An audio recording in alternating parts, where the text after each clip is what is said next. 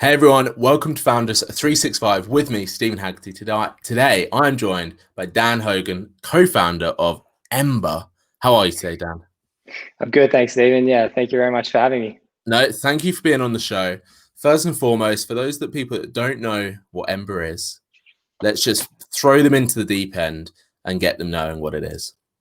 For sure. Yeah. So I guess Ember is accounting and tax software for the modern business owner. So what we're trying to really do is automate as much of the accounting and tax process, which is quite a high burden on startups and contractors, and generally the thing that gets just shoved to the back of the closet.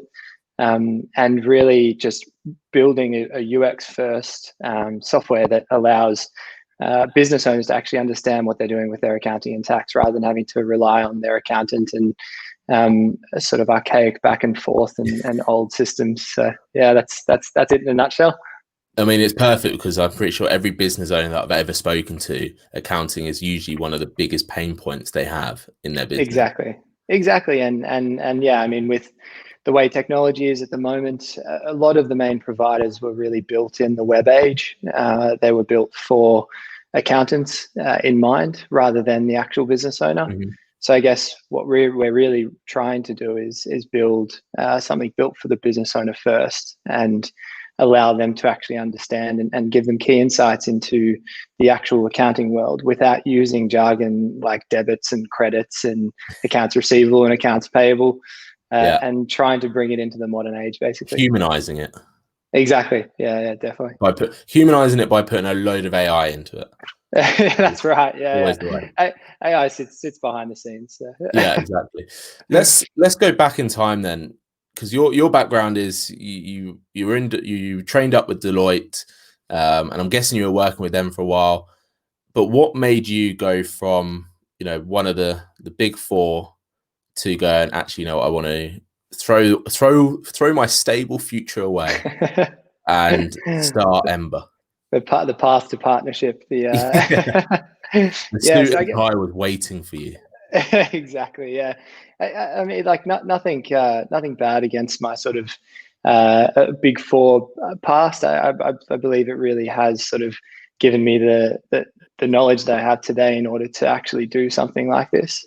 But yeah, I mean, it is really sort of sell yourself for that type of work, and it's really quite an intense journey if you are to sort of stick it out. So when I first moved over to the UK about 4 years ago, I started sort of with a software company in the UK named Pegasus, and they were sort of like a full sort of enterprise management system for design agencies. And so I made the leap from sort of the accounting firm into that software space, and really got a feel for what software is like, and how outdated it is and how backward it is for the current state of technology at the moment. And I guess fortuitously met Aaron, my co-founder, actually at a WeWork, and that was sort of a year and a half ago now. And ever since, we have sort of moved on to the project. So it's it's been a sort of a strange journey, but it's great to be here right now. Amazing. What would you say has been one of the hardest parts of that journey? Year and a half, 2 years in. What's one of those things that you look back now and go, that was a tough time? Yeah, I guess it's been quite varied. I mean, being an Australian myself, it's and having come to the UK, not on any sort of ancestry visas or anything. I actually had to get a tier 1 visa to sort of start up the company, which meant we needed an investor who also can sponsor you, basically. So that was quite a tough one to sort of have, and it's sort hard of enough get an investor already, and then you're going, actually, I also need you to do this. Exactly right, exactly. And I mean, there are a lot of sort of other people in that boat who do come to the UK with great intentions and a great idea, but they're obviously not given the opportunity because they don't have the working rights to be here. And so so that was a real sort of key factor in who we got to sort of invest in us, and we were able to get the Startup Funding Club to sort of come into the round, and they've been sort of my sponsor ever since. So it's it's been a good journey. It's an interesting word you just used, opportunity. I'm curious to know why you made the opportunity happen versus those that don't? Like, what have you got, do you think, that's different to others? Yeah, I mean, that's a great question. I think really what my whole sort of ethos is about is helping people do business, basically. So I really have a drive to want to help others rather than just create a product that's going to make me millions of dollars. So I mean, that would be nice in the long run, but I think what we're really wanting to do is make accounting so it isn't just for accountants. And so business owners don't have to stress by the end of the year. They've got no idea what they're doing in terms of their tax return, and they don't know where their position is.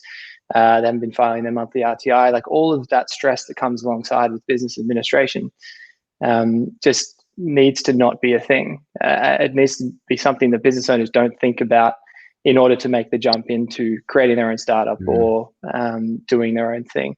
So I think that real key want for helping others is one of the main things that drives me in the business. Did you ever think that you would be starting a tech business? Because that's ultimately what you guys are, right? Yeah, definitely. Yeah, not really, to be honest. I mean, being the chartered accountant, my co-founder is definitely the full stack software engineer, and Aaron is one of the best developers I've ever sort of worked with. He is a seriously talented guy, and I guess in my old role at sort of Pegasus, I was able to do a lot of the software side of things as well. So in terms of creating wireframes and all that sort of stuff, and it really has helped with this, given that we are sort of a UX focused platform. But I guess with technology the way it is at the moment, and what has really driven us to where we are today, is the fact that open banking is now a thing, and making tax digital, which is the HMRC's initiative to try and bridge the tax gap and bring real-time tax to the UK. And real-time tax is this sort of notion that you don't need any sort of human influence into making the objective decisions as to how much tax you should pay at the end of the year, or how much tax you should pay at the end of the month. As you spend and as you transact, all of these things should happen in real time. And with all of that sort of culminating, and then also the advancement of machine learning, I suppose, which is really at the core of what we do. All of those three things are just sort of too good to really sort of miss out on. Is it, you found like the perfect recipe? Yeah, exactly. Yeah, well, we hope to think. Yeah, exactly. Yeah, exactly. How's the reception been then? Because obviously it's I've checked out the service, I've checked out the software. It's an incredible bit of what you've created is ultimately amazing, because like you said, it saves people's times, it makes it humanized, it makes it easy for people. Has there been a difficulty in gaining, I guess the word is trust, because people are so used to going with accountants and using softwares that are designed to effectively not be an accountant, but they really need an accountant. Have you had any difficulty in that? Definitely, yeah. I mean, you really do hit the nail on the head there. And the other hard part, as with any other startup, is getting people to change their old habits. I mean, that is one of the hardest things you can do, and especially in the accounting world, because people are so set in their ways. And the whole debit and credit system was created because people learn this at university, and people go through years of degrees, and it hasn't really changed in the last 100 years. Exactly. And the ledger, like the form of the ledger, has been around since Roman times.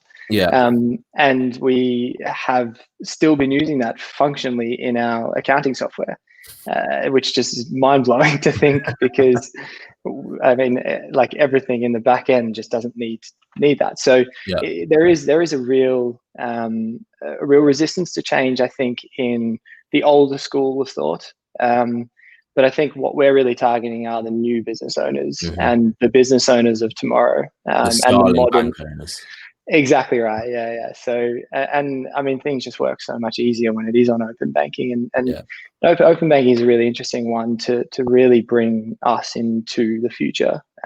It allows us to do exactly what we do without being a bank ourselves, which was actually one of the sort of routes that we looked at But And you're like, it's just far too much paperwork. exactly, yeah, We have and to also jump through a lot of hoops to do that. the overheads that come alongside it, and I mean, it really just takes you away from what your core value proposition is as a startup. And our core value proposition is the automation of tax. It's not trying to also be a bank. And with the direction that open banking is actually heading, we can do a lot of the functionality that a bank can do in terms of initiating payments from Ember. So whoever you bank with, we then initiate the payment from the platform rather than you having to export all your payments and then import them into your banking software, like through CSV files or anything like that. So it really makes that process as seamless as possible. For you, have you had any backlash with accountants? Because you could be on that sort of, I suppose some probably could paint you the picture of you're stealing their jobs almost. Yeah, it is an interesting one, and because I guess we do want to work with accountants as well, because accountants will still sort of add value. Yeah, they're not going anywhere. Exactly right. And I guess where an accountant should add value is actually in the subjective matters or the more complex matters. Yeah. But if you're given as an accountant everything in a position where you're sort of happy with it in a certain software, it then is just so much easier to make decisions off the back of that. So I guess we really are open to having conversations with accountants and also trying to bring them into the sort of future of automation, and a lot of them are receptive.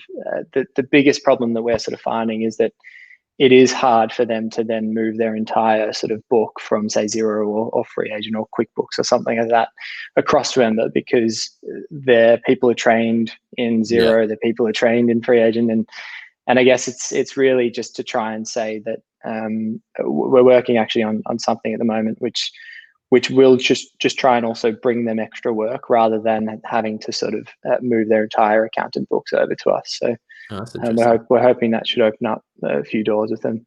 Yeah. How do you feel when you see your business though? Because like you said, 4 years ago you came to the UK. Who knew this was going to be on your agenda?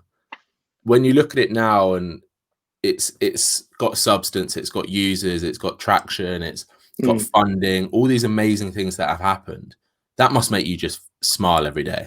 Yeah, it really does. Yeah, and I mean, if you compare that to where I think that I would have been and sort of still slogging away at sort of Deloitte, or I mean, I couldn't say to anyone thinking about moving into their own thing more that it is just so rewarding. There are ups and downs, and there are tough times, obviously, but if you really enjoy the people that you work with, and we've got an awesome team, and Aaron is one of the best sort of people that I've ever worked with in my life, and he himself, I think, is only, we're both just below 30, so not even in the 30s yet. So I mean, just working together every day is just an awesome thing.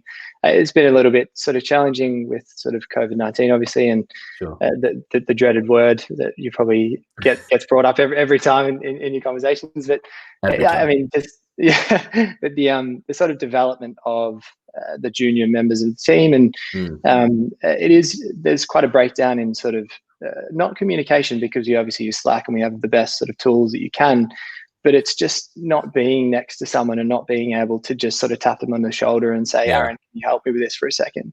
Because I guess people just sort of feel bad for constantly peppering you through Slack and saying, how do I do this? How do I do that? So breaking that barrier down has been pretty challenging over the past few months. Do you think moving forward you will come back to having people in a space, teams in a room? Definitely, yeah. And I mean, and it's probably different to probably a lot of other people have said, but I guess we actually met at a WeWork. But Aaron and I actually met at a WeWork, and nothing to do with the free beer. Exactly, yeah. But I guess like that is just sort of, I really do fear for that breakdown in collaboration for the future, potentially, because you're not having those conversations that you do in that sort of shared office space, which was the whole point of WeWork. And I mean, that's the whole point of these co-working spaces, is the fuel of innovation and the fuel of ideas that you get from other people. If you're just sort of sitting at home and just working from home, it does make that quite hard. It's the creativity aspect that actually hasn't really been brought up in a lot of conversations when people discuss going back to the office versus not. And like you said, you hit the nail on the head in that case where WeWork is solely designed to bring people together. Exactly. Everything about it is so that you're almost forced to talk to people in the office. Exactly. And I mean, not to say anything against the flexibility of working, and not that is, I think is a great thing that we now have such a more open mind to the flexibility of hours, and it should all just be based on output, I believe, anyway. Which we always have based our sort of performance on, and we're really a flexible company, and it doesn't have to be the sort of 9 to 5 Monday to Friday, but you should, I think, always have a central point where you can get together and also just meet other people too. I think that's really important. Yeah, it's been mentioned a few times in the podcast and online as well. I'm a true believer that I think there's a huge opportunity for someone like WeWork to slightly adjust their offering to almost have just like get together hubs for teams where once a week they can just have a room together and they can do strategy, they can do whatever, play ping pong if they want. But it is that central point that you mentioned that just touches base with everyone, which is like the worst sentence in the world for anyone. You know, if you ever get an email saying, I just want to touch base, you also just want to shoot yourself. But it's like, but it is so vital that to not completely get rid of that human to human interaction and creativity. I think networking events is going to be a really interesting thing moving forward as well. BYO masks and face gear and one beer, one mask. There you go. For you guys then, what's next? What's big on your plans? What's big on your horizons? Because from where I sit, where from sort of the consumer sit, it looks like you're really lining yourselves up to do some really big things. And I guess where we've been at to date is trying to service the initial sort of market of single person limited companies, because they have exactly right. Yeah, they have the most simple tax case. So what it's allowed us to do is really prove that the tax works with these people, and the model works with these types of businesses. But where we really see ourselves playing is for startups. So built for startups because they are the ones who really need it the most. And so where we see ourselves expanding in the next sort of 6 months is being that central point for your startup to be able to run all your business administration through, from stuff like R&D tax grants, like we're going to be looking at, because that's a huge thing for startups, and anywhere on the sort of business administration scale where we can help, we will. And by building the core of the accounting platform, which is your payroll, which is your VAT filings, which is all of your sort of bank transactions, it then allows us to build on top of that and say, what are the more important things for you? Stuff like, I mean, we've started bringing on a few startups of late, and the conversations that we have with them, they're at that really early stage where they'll be asking us for, can you guys send us through your deck, or can you guys send us through some forecasting models? And of course, like, I mean, we want to share that information because we've been there and done that. So to then really build a central place where sort of startups can come and then even converse with each other, as to sort of that collaborative idea too. So what's the messaging behind that then, though? Because it almost sounds like there could be a risk of almost your offering becomes too wide. So how are you making sure that your messaging is going to be really direct to those startups in terms of the services and solution? Yeah, that's a great point. I guess like what I was talking about are quite ancillary services. Like our core messaging and product is still just the automation of tax, and it sort of always will be. But wherever that sort of touches your sort of startup life, we also want to try and help as well, because I mean, there's no point in just going out and getting like 1,000 different subscriptions for trying to run your business. We've all done it. It doesn't work. Exactly. Yeah. It's one of those things. That sounds like a really nice pivot, though. Oh, I've said the word of 2020. Pivot. Oh my god! But it does sound like really interesting, because it must be able to put you in front of those early startups that you can really foresee. Again, kind of like what you guys are doing. You're moving into that next level of startup S type and really transforming the business. And if you're catching those startups where you were probably a year ago, I'm guessing, and you're being able to see them through, that must be a very interesting point. You could probably even be like teaming up with investors in that side of things as well. Exactly. Yeah. From a marketing perspective, it then just opens up that entire sort of portfolio, and even speaking to sort of like you're dead right, like our investors, like, and the investors that the investments that they maintain. Like, I mean, we could have conversations with every single one on their portfolio sort of thing, to try and see if we could help them out. And I guess again that the sort of restriction will be that sort of resistance to change, because people are just so used to, say, using Xero and just getting an accountant to try. But I suppose that's why you're trying to target them at that slightly earlier stage than perhaps others, where it's almost like the shiny object, isn't it? You want them to get them in with the making tax online and making tax easy, but then actually you've got all these other amazing solutions for them. Yeah, definitely. And I guess, I mean, startups are a certain breed. Like, the people who create startups are open to new things. Yeah. And they're always willing. I like that. always willing to try the next big thing. And I guess they're the people that we really want to work with as well. For sure. I want to touch upon one more thing. And obviously your background is Big Four. How have you managed to make the change from being sort of an employee to being a founder, and now obviously you're starting to manage a team and that sort of thing? How have you handled that in terms of yourself? It's been a lot of trial and error. Always is. That will never end.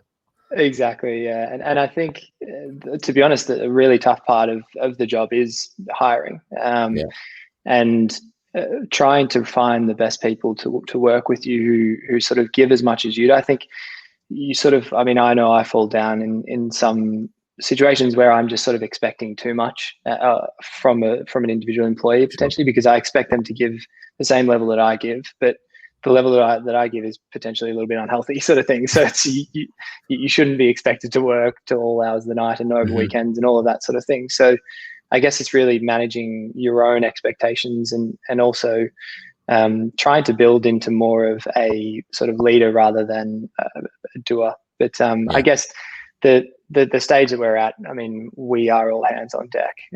So it might be a different story maybe in a couple of years after we've sort of raised a bit more money and got more people on board, where you do become a little bit more hands off and more focused on partnerships. But at the moment, it's literally building wireframes. It's doing all the marketing. Startup phase. Exactly. Yeah. This is the bit that you're spending all your time on, but you look back and you just think that was an amazing time. Yeah, definitely. Yeah. I think it would be so interesting to actually be really interesting to speak to you again in a couple of years when you've got more funding, you've got the bigger team, and just to see how you have developed as a founder. So that's the story that I think people, that story like doesn't get told very often because it kind of gets missed. You hear about the late nights, you hear about the building team, but you don't hear about how often founders will change over time. And you mentioned it with sort of the breed of startup founders, right?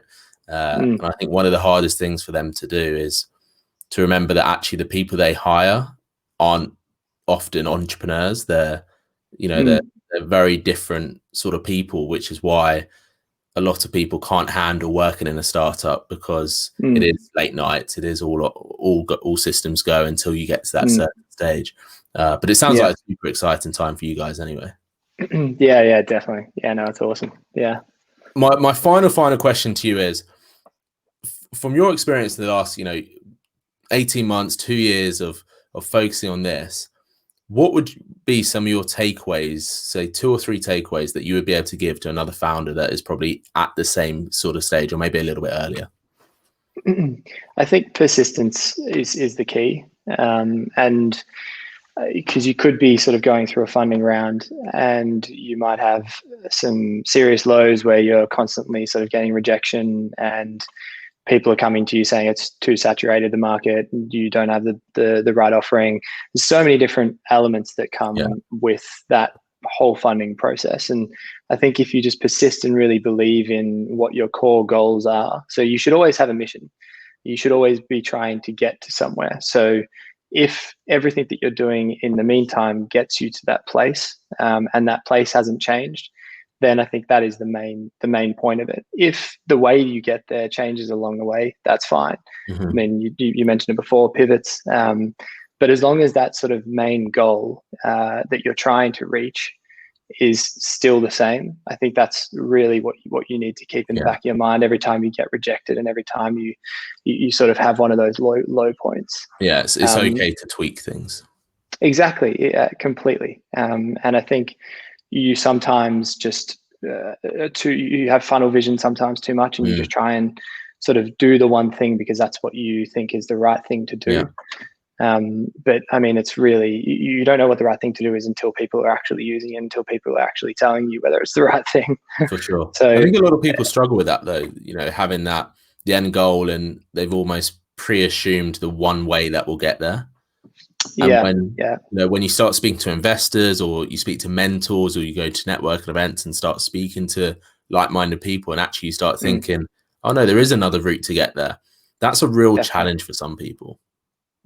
Yeah, no, big time. And I mean, the ability to actually take on board that feedback, I think that's a really important point, because I mean, a lot of I guess business owners are quite strong in their beliefs, and no matter what, they'll just hold on to what they think is right. But really taking that advice, and I mean, it happened firsthand with us. Originally we wanted to be a bank.